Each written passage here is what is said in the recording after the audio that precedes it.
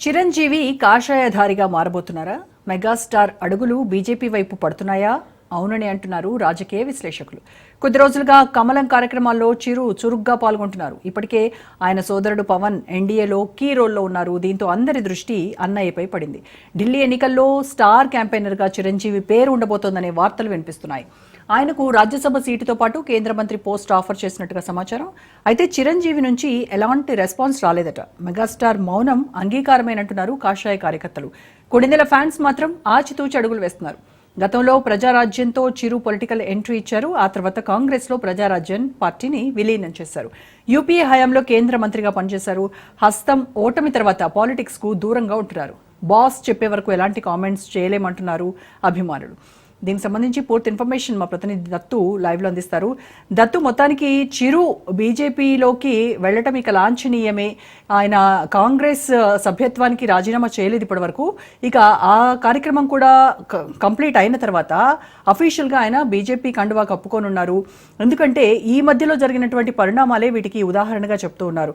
సంక్రాంతి పండుగలో మోడీతో పాటు చిరంజీవి పాల్గొనడం కావచ్చు, గతంలో అల్లూరి సీతారామరాజు విగ్రహావిష్కరణకి చిరంజీవిని ఇన్వైట్ చేయడం కావచ్చు, ఇలా రకరకాలుగా జరిగినటువంటి ఈ సంఘటనలన్నీ కూడా వీటికి ఊతమిస్తున్నటువంటి పరిస్థితి. సో దీనిపైన చిరంజీవి ఇప్పటివరకు కామెంట్ చేయనప్పటికీ సైలెంట్ గా ఉన్నారు. మరి ఆ సైలెన్స్ నే అంగీకారంగా భావిస్తూ ఉన్నారు ఇటు బీజేపీ నేతలు. మరి ఏం జరగబోతుందంటారు ఈ విషయంలో? రోజా, ఖచ్చితంగా ఏంటంటే చిరంజీవిని బీజేపీ రంగంలోకి దింపాలని చెప్పి చాలా పెద్ద ఎత్తున ప్రయత్నం చేస్తుంది. గతంలో చిరంజీవి ప్రజారాజ్యం పార్టీ పెట్టడం, ఓట్ల సంఖ్య అధికంగానే రావడం, కానీ సీట్ల సంఖ్య మాత్రం తగ్గడంతో ఆ పార్టీ కొంత డీలా పడిందని చెప్పొచ్చు. కేవలం 19 సీట్లు రావడం, తర్వాత పార్టీని నడపలేక, పార్టీలో వస్తున్న ఇబ్బందులను తట్టుకోలేక చిరు కాంగ్రెస్ పార్టీలో విలీనం చేయడం జరిగింది. కేంద్ర మంత్రిగా, పర్యాటక శాఖ మంత్రిగా ఆయన పదవి బాధ్యతలు చేపట్టారు. దాన్ని కూడా సక్రమంగా నిర్వర్తించారు. దాని తర్వాత సినిమాల్లోకి రీఎంట్రీ అవ్వడం, దాని తర్వాత రాజకీయాల గురించి ఎక్కడా మాట్లాడలేదు. నేను ఎక్కడికి వెళ్తున్నా రాజకీయాలు నన్ను వెంబడిస్తాయని ఆయన పలు మీటింగుల్లో కావచ్చు, లేకపోతే పలు సినీ ప్రమోషన్లో కూడా ఆయన చెప్పడం జరిగింది. అయినా సరే చిరంజీవి నోరు మాత్రం పెదవిప్పట్లేదు. మోడీ మాత్రం ఖచ్చితంగా, బీజేపీ మాత్రం చిరంజీవి ఉన్న చరిష్మాని క్యాష్ చేసుకోవాలని పెద్ద ఎత్తున ప్లాన్ మ్యాప్లు వేస్తున్నారు. దాని నేపథ్యంలోనే ఏ ఈవెంట్ జరిగినా, దక్షిణాది ఏ ఈవెంట్ జరిగినా సరే ఖచ్చితంగా చిరంజీవిని ఇన్వైట్ చేస్తున్నారు. దానికి తగ్గట్టుగానే ఘనంగా ఆయన సత్కరిస్తున్నారు. చిరంజీవి మాత్రం నేను వెళ్తానని చెప్పట్లేదు.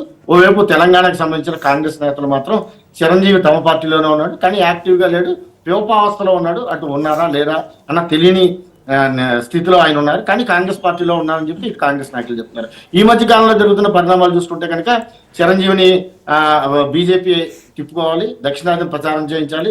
చిరంజీవి కన్నా సినీ గ్లామర్ పెద్ద ఎత్తున ఉంది. ఆ గ్లామర్ను ఉపయోగించుకుని ఓట్ బ్యాంక్ సంఖ్య బీజేపీ పార్టీకి ఇప్పటికే దగ్గర దగ్గర 4 నుంచి 5% వరకు ఓట్ బ్యాంక్ ఉంది. దాన్ని కనీసం ఒక 15 నుంచి 20 వరకు తీసుకెళ్తారనే నమ్మకంతో చిరంజీవి గేల వేస్తున్నట్టు మనం అంచనా వేయచ్చు. కానీ చిరంజీవి వెళ్తారా లేదా అన్నది మాత్రం సందేహం. కానీ మనకున్న సమాచారం మటుకి చిరంజీవి అందులోకి వెళ్తారని మనం భావించడానికి వీల్లేదు. ఎందుకంటే తమ్ముడు జనసేన పార్టీని రన్ చేస్తాడు, సక్సెస్ఫుల్ రేట్తో పార్టీ నడుస్తుంది. దాని తగ్గట్టుగానే పవన్ కళ్యాణ్ కూడా కేంద్ర ప్రభుత్వం పెద్ద ఎత్తున మద్దతు ఇస్తోంది. పవన్ కళ్యాణ్ కూడా కేంద్రం పట్ల గౌరవంగానే వ్యవహరిస్తున్నారు. ఈ నేపథ్యంలో వెళ్తారు అని వస్తున్న వార్తలకి పూర్తిగా మనం కన్ఫర్మేషన్ చేయాలి. కానీ పరిణామాలు మాత్రం ఇతర రాష్ట్రాలతో బీజేపీ వేసిన ఎత్తులు చూసుకుంటే, ఆ ఎత్తుల ప్రకారం చూసుకుంటే చిరంజీవిని కూడా బీజేపీలోకి తీసుకెళ్లే అవకాశం మాత్రం లేకపోలేదనే చెప్పొచ్చు Roja. Right, thank you Dattu.